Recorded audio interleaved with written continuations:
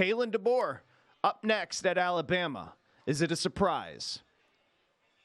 I don't think so, no. I mean, they were looking for a guy that was, not only going to be a proven winner, and that's exactly what Kalen DeBoer is, but I think they were looking for somebody that also wanted to embrace the challenge. And, we had heard that there were a number of names involved, but Kalen DeBoer was one of those names that we heard at the beginning, at the middle, and then obviously here at the end of the process. He's a pretty impressive coach. What he did in 2 years at Washington was really impressive, and then you look at his lengthy resume. This guy's a winner, and he's been a winner literally everywhere he's been. So that's not a huge surprise. But it's an interesting hire because you're pulling somebody that hasn't been in the SEC yet. So to that end, a little intriguing to see maybe how he assimilates and what kind of staff he puts together. But, the fact that they went after a big name, not super surprising at all to me.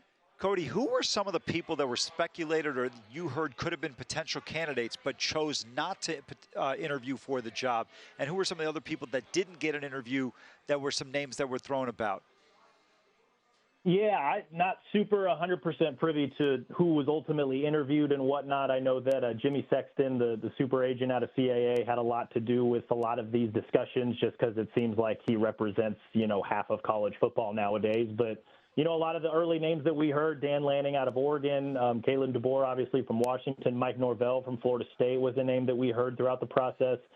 Steve Sarkisian, who at one point was thought to be the heir apparent at Alabama. I know him and Nick Saban have a wonderful relationship, and up until Texas called, I think Saban was perfectly content with Sark eventually taking over, at some point. But, I mean, those were some of the bigger names. There's, some other smaller names that we had heard throughout the process. But those were the ones that we had heard early and often throughout the process. And, hey, shout out to Jimmy Sexton for getting a lot of these guys paid because I think, as we saw on social media, a lot of these guys crossed their names off that list, because their schools ultimately ponied up and got them pretty good pay raises. Saban Economics was making its way through college football this past week. We call it's called leverage season, Cody. I mean, this is an opportunity. Like, you got to take this leverage, tell your agent to tweet that you don't want the job, but you might want the job, and then you're good to go. Financial freedom. Cody Goodwin joining us, of course, Nick Saban. And we buried the lead. Right? Kalen DeBoer is the next head coach at Alabama. But, Cody, we should probably back up. Nick Saban's out? What happened? Man, he's 72. He's tired. I know he has made subtle comments here and there. He officially retired Wednesday for those who, have been living under a rock lately. At the age of 72, done after 17 seasons at Alabama, 28 total seasons as a college head football coach. I for my money, the greatest to ever do it, the best of all time, whatever, kind of moniker or phrase you want to use there. But, man, he just got tired. Like, 72, he's been doing this for a really long time. I'm not sure that he really had anything more that he had left to prove. And he had made subtle comments throughout the season that just, and really over the last few years, I'm sure we all remember whatever press conference it was, is this what we want college football to be? He has made similar comments about that, just the way it's trending with NIL and roster management and the transfer portal and just how college football, the schedule of the sport doesn't really help, those who are trying to thrive and make it great, coaches and, support staff and schools and things of that nature. And, you combine his resume with his age and just the fact that he is just maybe a little bit tired of how everything is trending and the direction the sport's going.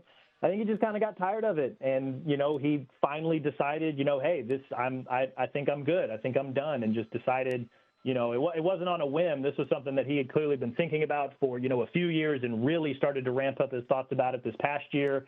Because with his age, you hear about it every year, right? Like, is this the year? Is he going to go out when it's done? Or are he going to go out when they win one more? That drumbeat was a little bit louder this season. We heard it a lot at the Rose Bowl when we were actually down in Pasadena. We heard a little bit of it at the SEC championship game in Atlanta in early December. And he just decided on Wednesday that it was time. It sounded like he was kind of even then a few minutes before a team meeting where he delivered the news that he was going to step away and retire. He was still debating, which speech do I want to give the team? And ultimately he decided on the retirement speech. And, that kind of sent the college football world and really the sports world at large into a frenzy over the last 48 hours. Cody, explain the transfer portal from Alabama's perspective right now and how it impacts those players and everything going forward, because I think the deadline is different for teams that were in the college football playoff. Is that correct? Yeah, so the traditional deadline for the December window, it opened December 4th and closed January 2nd. But if you played in a postseason game or a bowl game, that went after New Year's, or maybe it played late December, you got a little bit of an extension there. So Alabama players after the Rose Bowl, I believe they got an extension through January 6th. So that window had closed, but because Saban retired, and I believe the rule is if your coach retires, if they move jobs, if they get fired, an immediate 30-day window pops open. So Alabama players, Saban retired on the 10th, so I believe the magic date is February 9th, I believe, is 30 days out. Alabama players can freely enter the transfer portal and go somewhere else if they wish to, or at the very least explore their options without penalty. It's just one of those rules in the college football playbook. So, and already we've seen one player announce earlier today, Isaiah Bond. I don't know that he's announced. We found out through, various sources and back channels that he has entered the portal. He's a star receiver. He was on the receiving end of the 4th and 31 against Auburn in the Iron Bowl. He was crucial in the SEC championship game against Georgia. Very, very good receiver. He has entered the portal. I know he wants to kind of explore his options as Alabama was going through the coach hiring process. So I wonder if that's a guy that Kalen DeBoer can recruit back out of the portal, given his success with Washington's receivers the last few years. But all Alabama players have until early February to freely transfer if they so desire. Last one. What was the reaction in Tuscaloosa on Wednesday?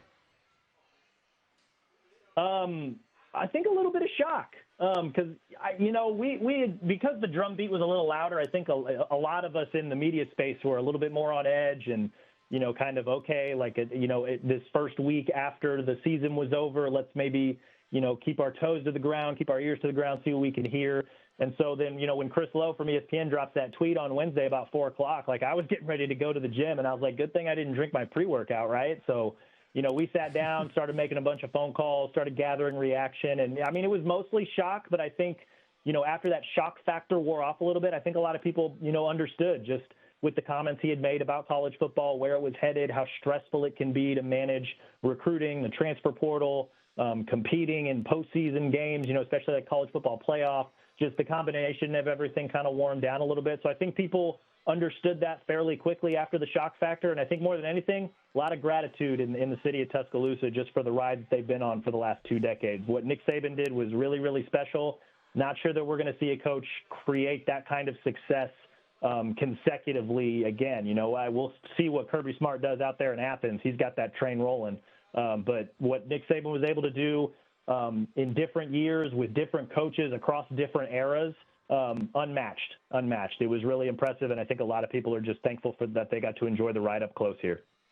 Visit VSiN.com to get current odds, listen for free, find showtimes, and download VSiN sports betting podcasts.